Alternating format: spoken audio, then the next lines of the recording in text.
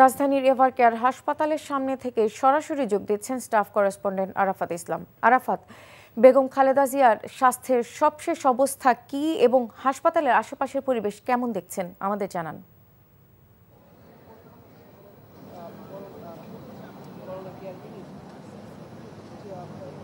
BNP chairperson ও 3 বারের সাবেক প্রধানমন্ত্রী বেগম খালেদা জিয়ার হার্ট এবং ফুসফুসের সংক্রমণ থেকে শ্বাসকষ্ট বেড়ে যাওয়ার ফলে গত 27 তারিখে এভারকেয়ার হাসপাতালের যে সিসিইউ সেখানে তাকে স্থানান্তর করা হয় এবং বর্তমানে সেখানেই চিকিৎসকদের নিবিড় তত্ত্বাবধানে তার চিকিৎসা চলছে।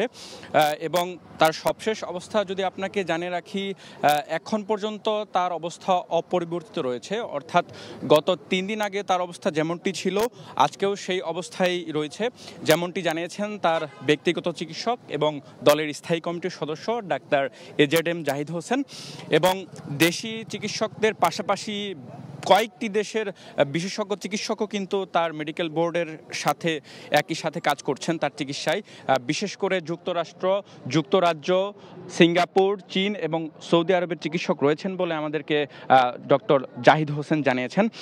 এছাড়া দলের পক্ষ থেকে কিন্তু বারবার বলা হচ্ছে, এই মুহূর্তে যদি রাত 1টা বাজে আপনাকে দেখানোর চেষ্টা করি, হাসপাতালের সামনের যে পরিস্থিতি দেখতে পাচ্ছেন, যে নেতাকর্মীদের যে একটি ভিড় সেটি কিন্তু এখনও বিদ্যমান রয়েছে এবং আমরা দেখতে পাচ্ছি এখনও কিন্তু অনেকেই দল বেঁধে এখানে আসছেন।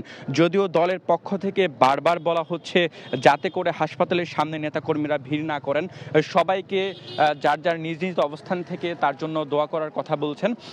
এবং আরেকটি বিষয় জানিয়ে রাখি, খালেদা জিয়ার শারীরিক অবস্থা কিছুটা উন্নতি হলে কিন্তু যদি চিকিৎসকরা গ্রিন সিগন্যাল দেন তাহলে কিন্তু তাকে বিদেশে নেওয়ারও একটি প্রস্তুতি দলের পক্ষ থেকে নিয়ে রাখা হয়েছে। এয়ার অ্যাম্বুলেন্স সহ আনুষঙ্গিক পাসপোর্ট এবং ভিসার যে ব্যাপারটি সেটিও কিন্তু প্রস্তুত রাখা হয়েছে।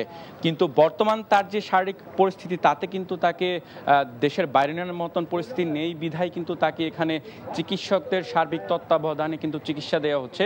এবং সবশেষ ডক্টর জাহিদ হোসেন যেটি ব্রিফ করেছেন সেটি পর্যন্ত তিনি এটি জানিয়েছেন যে চিকিৎসকরা যখন জানাবেন তখনই তার পরবর্তী যে সিদ্ধান্ত দেশে বাইরে নেওয়ার পরিস্থিতি এবং পরবর্তী যে শারীরিক অবস্থা সেটি আমরা জানতে পারবো। এখন পর্যন্ত এই ছিল আমার কাছে এভারকেয়ার হাসপাতালের সামনে থেকে বেগম খালেদা জিয়ার শারীরিক অবস্থার সবশেষ আপডেট। লিমা, জানছিলাম বেগম খালেদা জিয়ার স্বাস্থ্যের খবরাখবর।